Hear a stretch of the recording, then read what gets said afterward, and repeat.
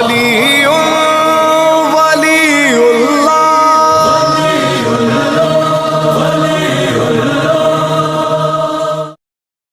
اب متوکل نے ایک مرتبہ مختلف لوگوں کو اشارے کیے بھی کوئی سوال کرو کچھ کرو، مجھے خود سمجھ میں نہیں آ رہا کیا کروں.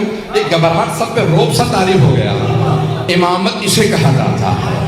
تو وہاں پہ ایک آدمی کھڑا ہوا، اس نے کہا کہ میں دعویٰ کرتا ہوں سلونی قبل ان تفتدونی، جو پوچھنا ہے پوچھ لو اس سے پہلے کہ تم مجھے کھو دو. یہ مولا سے مخصوص ہے. آج من کن تو مولا ہے نا، تو اس لیے جملہ پیش کر رہا ہوں. تو امام علی نقی سے بھی وابستہ ہے، ان کا بھی ہو جائے گی بات مکمل ہو جائے گی، اور مولا امیر المومنین کی بات آپ تک پہنچ جائے گی. تو ایک آدمی نے دعویٰ کر دیا جو پوچھنا ہے پوچھ لو. متوکل بہت خوش ہوا کہ میرے دربار میں کسی نے دعویٰ کر دیا جو اہل بیت سے وابستہ ہے. تو دربار میں ایک درباری کھڑا ہو گیا. اچھا، اس کے سوال سے پتہ چل رہا کہ وہ تقیہ میں تھا لیکن تھا شیعہ. پتہ نہیں بات پہنچی یا نہیں پہنچی. سوال کرنے والے سے اندازہ یہ ہوتا کہ وہ شیعہ تھا. اس نے کیا سوال کیا؟ اچھا سوچ لے، جو پوچھنا ہے پوچھ لو. اس نے کہا یہی تو کہا جو پوچھنا ہے پوچھ لو. اس نے کہا اچھا یہ بتا حج واجب ہے؟ اس نے کہا یہ کیسے سوال ہے، یہ تو پوری دنیا کو پتا حج واجب ہے. کہا تو نے کہا ہے نا جو پوچھنا ہے پوچھ لو، میرے تو سوال ایسے ہی ہوں گے، تو بتا کہ تجھے جواب آتا ہے یا نہیں آتا. اس نے کہا ہاں حج واجب ہے. اچھا یہ بتا پھر انبیاء پہ بھی حج واجب تھا؟ تھوڑی دیر سوچنے لگا، پھر کہا کہ انبیاء پہ بھی حج واجب ہی تھا. اس نے کہا سوچ لے. کہا نہیں اچھا انبیاء پہ حج واجب تھا. اچھا یہ بتا پھر حضرت آدم پہ بھی حج واجب تھا؟ اب پریشان ہو گیا. کہنے لگا واجب بھی رہا ہوگا. اس نے کہا کہ واجب رہا ہوگا یا واجب تھا؟ اب ایک مرتبہ اسے پسینے آنے لگے جیسے مجھے پسینے آ رہے ہیں. مجھے تو پنکھا نہ ہونے کی وجہ سے پسینے آ رہے ہیں، اسے جواب نہ آنے کی وجہ سے پسینے آ رہے تھے. یہ نہیں تقاضا کرتا کہ مجھے پنکھا چاہیے. کراچی میں ایک بار مرتبہ گر چکا ہوں. یہاں پہ بھی آپ کی کراچی جیسے گرمی ہے لیکن الحمدللہ پھر بھی قابل برداشت ہے. توجہ میرے ساتھ رکھیے گا. صاحب مجلس کو زیادہ پریشانی ہوتی ہے، وہ میرے خیال میں پنکھا لینے چلے گئے.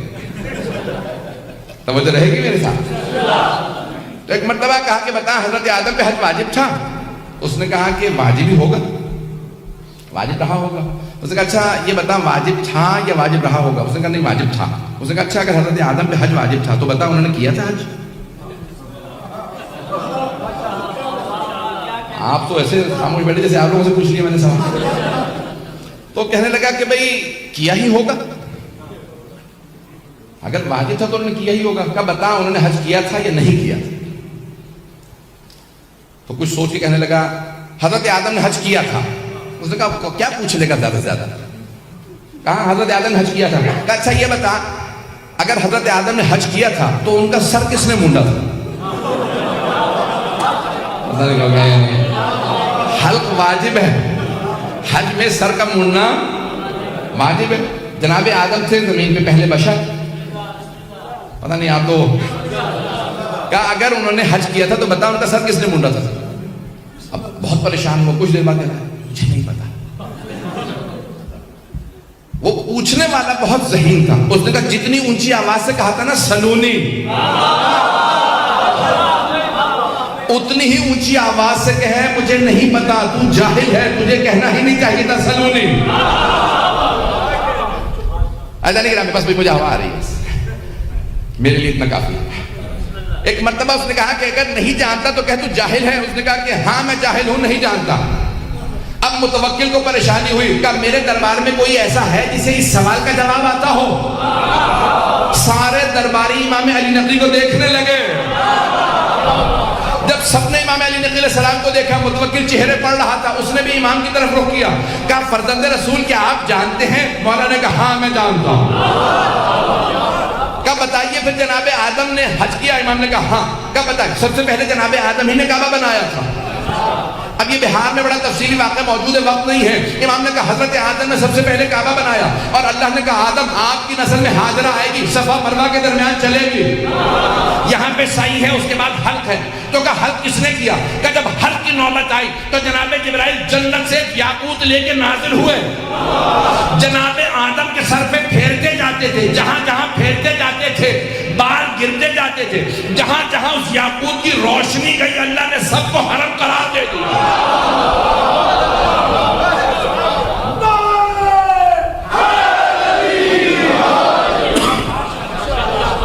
امام نے سب کو حرم قرار دیا.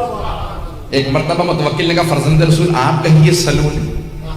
امام نے کہا کیونکہ میرے جد علی ابن ابی طالب نے کہا تھا اس لیے میں نہیں کہا، لیکن میں ان کے علم کا وارث ہوں، جو پوچھنا ہو پوچھ لو. اللہ نے گرامی وہاں پہ سوال ہوئے، بس بھئی میں نے کہا وقت نہیں ہے، میں انشاءاللہ اگلے مرحلے میں جا رہا ہوں. تو ایک مرتبہ کسی نے سوال کیا بتائیے فرزند رسول یہ فجر کی نماز واجب کیوں ہے؟ فجر کی نماز واجب کیوں ہے؟ کہ جب اللہ نے جناب آدم کو زمین پہ بھیجا تو رات کا وقت تھا.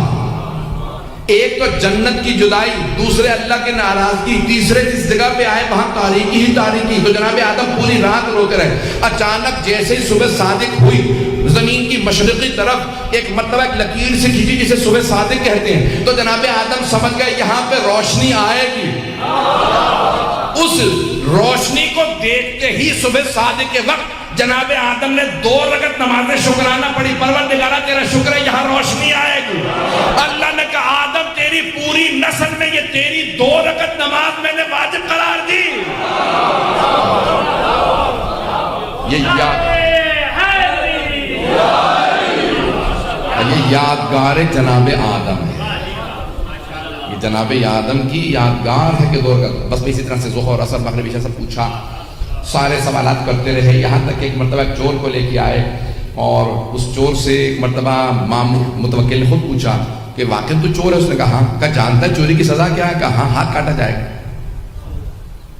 کہ پھر بتاؤ مسلمان کے جتنے بھی وہاں پہ علماء بیٹھے تھے کہ مسلمانوں بتاؤ ہاتھ کہاں سے کاٹا جائے گا؟ چور آیا. تو ایک مسلمانوں کے 4 مذاہب ہیں، چاروں کا الگ الگ فتویٰ ہے. مذاہب اربع، امام ابو حنیفہ کا الگ ہے، امام مالک کا الگ، امام شافعی کا الگ، امام احمد بن حنبل کا الگ. سنیں گے؟ اگر کہیں میں چھوڑ کے ختم کر دوں. تو ایک مرتبہ ایک نے کہا کہ بھئی ہاتھ عرف عام میں ہتھیلی تک ہے اور اس کو کلائی سے کاٹ دیا جائے، بس یہ ہاتھ کاٹنے کا. وَالسَّارِقُ وَالسَّارِقَةُ فَاقْطَعُوا أَيْدِيَهُمَا، قرآن کی آیت ہے. چور اور چوری کرنے والے مرد اور عورت کے ہاتھ کو کاٹ دیا جائے. یہ نہیں لکھا کہاں سے، لکھا فَاقْطَعُوا أَيْدِيَهُمَا، یعنی ان کے ہاتھوں کو کاٹ دیا جائے. ہاتھ کاٹنا ہے. تو ایک مرتبہ اس نے کہا عرف عام میں کلائی تک ہاتھ کہا جاتا ہے. تو دوسرے سے پوچھا بھی آپ کا فتویٰ کیا ہے، آپ کے مذہب کا؟ انہوں نے کہا نہیں، اللہ نے کہا فَاغْسِلُوا وُجُوهَكُمْ وَأَيْدِيَكُمْ إِلَى الْمَرَافِقِ، اپنے ہاتھوں کو کوہنیوں تک یا کوہنیوں سمیت دھو. ہم کہتے ہیں سمیت، وہ کہتے ہیں تک. تو کہ کوہنی سے کاٹا جائے کیونکہ اللہ نے جب ہاتھ کہا ہے تو کوہنی تک کہا. توجہ ہے یا نہیں؟ ایک نے کہا کلائی تک، دوسرے نے کہا نہیں، اللہ نے قرآن میں کہا ہے ہاتھ اور کوہنی مراد دی ہے تو کوہنی سے کاٹ دیا جائے. تیسرے سے پوچھا آپ کا؟ اس نے کہا میں احتیاط کرتا ہوں دونوں کے بیچ سے کاٹ دیا جائے. پتہ نہیں حضرات ہیں یا نہیں ہیں. اس نے کہا میں کہتا ہوں بیچ سے کاٹ دیا جائے. یہ کہتا ہے کلائی سے، وہ کہتا ہے کوہنی سے، میں کہتا ہوں بیچ سے کاٹ دیں. چوتھے سے پوچھا، اس نے کہا نہیں یہ پورا کا پورا ہاتھ ہے تو بازو. اب چور اس دوران جو ہے بیچارہ بلڈ پریشر کا ہائی ہو رہا تھا کہ کہاں سے میرا ہاتھ کٹنے والا ہے. ایک مرتبہ امام علی نقی علیہ السلام کی طرف رخ کیا متوکل نے کہا فرزند رسول بتائیے ہاتھ کہاں سے کاٹا جائے گا؟ ان چاروں میں سے کون صحیح ہے؟ امام نے کہا چاروں غلط ہیں. یعنی لوگ ہیں یا نہیں؟ گھبرا کے نہ سنیے حضرات، سارے مجمع کی توجہ ہو کہ میں اگلے مرحلے میں جاؤں گا. امام نے کہا چاروں غلط ہیں. کیا فرزند رسول انہوں نے سب نے آیات پیش کی ہیں، آپ دلیل دیجئے. امام نے کہا صرف 4 انگلیاں کاٹی جائیں گی. آپ حضرات پریشان بیٹھے. امام نے کہا صرف 4 انگلیاں کاٹی جائیں گی، نہ ہتھیلی کاٹی جائے گی نہ ہاتھ. کیا فرزند رسول آیات انہوں نے بھی پیش کی، کوئی آپ کے پاس بھی دلیل ہے؟ امام نے کہا قرآن میں آیت ہے ان المساجد للہ جمیعا، کہ تمام کی تمام سجدگاہیں اللہ کے لیے ہیں. پیغمبر نے فرمایا 7 مقامات کا سجدے کے دوران زمین پہ رکھنا واجب ہے. پیشانی کا، ہتھیلیوں کا، دونوں گھٹنوں کا، دونوں پاؤں کا. اگر چور توبہ کر کے نماز پڑھنا چاہے تو نماز کیسے پڑھے گا؟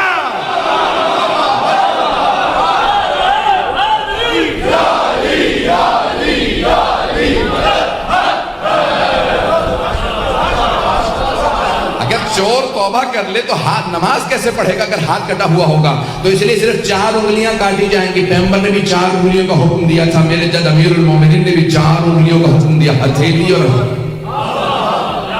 ہتھیلی اور انگوٹھا اللہ کے لیے ہے، نماز کے لیے. کسی کو کاٹنے کی اجازت نہیں ہے۔ جانے کی رامی پھر امام نے وہاں پہ تفصیل سے بتایا کہ چور اگر کسی تالے کو توڑ کے چوری کرے، کچھ اٹھا کے لے جائے تو ہاتھ نہیں، تعزیر ہے، حد نہیں جاری ہو۔